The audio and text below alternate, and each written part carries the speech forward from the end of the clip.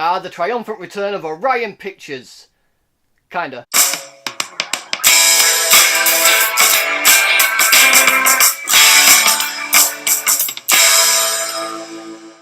The Belko Experiment. So the Belko Experiment is the latest dark comedy, horror, thriller type movie. It's written by James Gunn, directed by Greg McLean, and stars Tony Goldwyn, John Gallagher Jr, Adria Arjona, John C. McGinley, Melonie Diaz, John Gallagher and Michael Rooker. And in this movie, a group of 80 employees work for this company known as Belko Industries. Their factory is located in the middle of nowhere. They all seem to get along really well. However, when a mysterious voice comes over the tannoy and they are shut into this office building, they are given one of two options: to either kill or be killed. And now we have a battle royale meets Office Space movie, which was actually kind of fun. At times anyway. There are issues with this film, which I will get into in just a moment. First, for positives. First thing being the actors in this movie, they all give pretty solid performances. There are a few performances that are a bit over the top when compared to other characters. Twin that when they were in scenes together, the tone kind of clashed. But for the most part, this movie did a good job of setting up who we're supposed to care for and who we know are going to be the dicks. It does it in a generic and very predictable sort of way. Like, as soon as you are introduced to these characters, you know instantly who are going to be the guys you're supposed to be rooting for and who are going to be the assholes who try to kill everyone and take control. But I feel like that's pretty standard for a movie like this. We don't really need to have many twists and turns when it comes to actual characters in this situation. I mean, characters in this situation are either people who want to try and get everyone out alive, or people who just want to kill everyone and get themselves out alive. And the movie did a pretty good job of portraying that, and there is some fun moments in this movie with these characters as well. There's some good back and forth between these characters. The chemistry between certain characters in a relationship were really good. No one really got on my nerves in this movie. However, there is one character in this film where they set up his motivation and basically start to set up a story arc for his character to go down, but they don't actually go anywhere with it. It just abruptly ends, making the entire story arc of that character pointless. Which is a shame, because if done right, that story arc could have been a really interesting part of the film. But because it only has the lead up and no actual conclusion, you wonder why it was actually there. I mean, maybe there are some deleted scenes that go more in depth around this character, but until then, I have to judge the movie on what I've seen, and it just didn't make sense. Another thing I think this movie suffers on, and what it suffers on the most, is the clashing of tones between the writing and the directing. Now, James Gunn is known to have some quite darkly comic movies out there. Slither, for example, is hilarious. I actually really enjoy that film. Whereas Greg McLean is known for directing Wolf Creek, a pretty seriously toned movie. I mean, there is basically nothing comical that happens in that film. And I feel like when you have a director like that collaborating with a very darkly comic writer, the mixing tones don't always blend well together. There are moments in this film where the comic moments do really work, but there are also moments where you feel like they're supposed to work,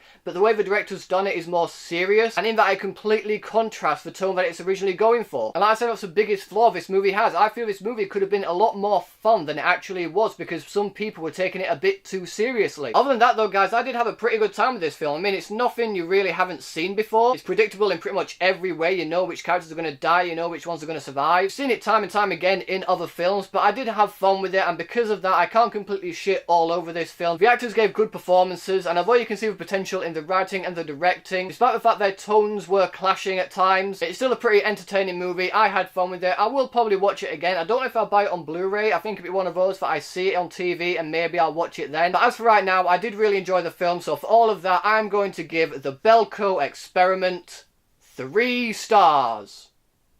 So, The Belko Experiment, have you guys seen it yet? What did you think about it? Whatever you thought, let me know in the comment section below. Thanks as always for watching, guys. If you like this video, please give it a thumbs up, share the video with your friends, and if you want to see more videos just like this one, then subscribe to my channel for more. Thanks again for watching. You guys are awesome, and I'll see you all in the next video.